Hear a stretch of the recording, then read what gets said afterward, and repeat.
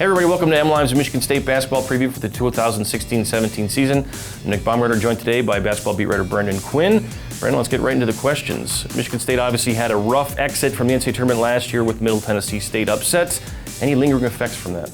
Well, I think that's the good thing about this team is that it's young and fresh, and very few players were actually on the floor for that game. So I think it's well out of their mind.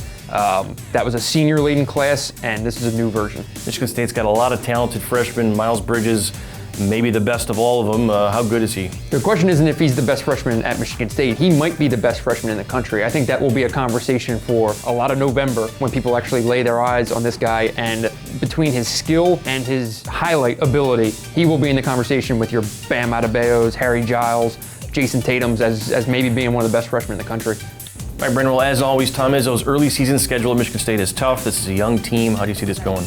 Challenging in a good way. Duke, Kentucky, maybe even Louisville, Arizona. These are games that will be a fair measuring stick for what needs to be improved on in December when there's kind of a drop-off in the schedule.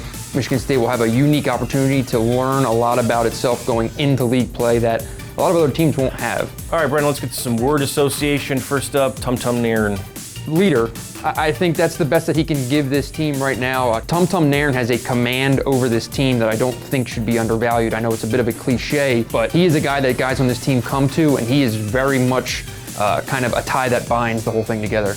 Aaron Harris. Needs to be a second team All-Big Ten. I think that should be not the expectation for him, but the hopes for him, that if he can go and make 93 pointers, be a 45% shooter, if that is his ceiling, then this team has an exceptionally high ceiling. And then the last one, really, this is always a question for Tom Izzo's teams, but a young team, an experienced team, is this a Final Four contender? I'd say the skill set is probably that of a team that could make a run to the Final Four.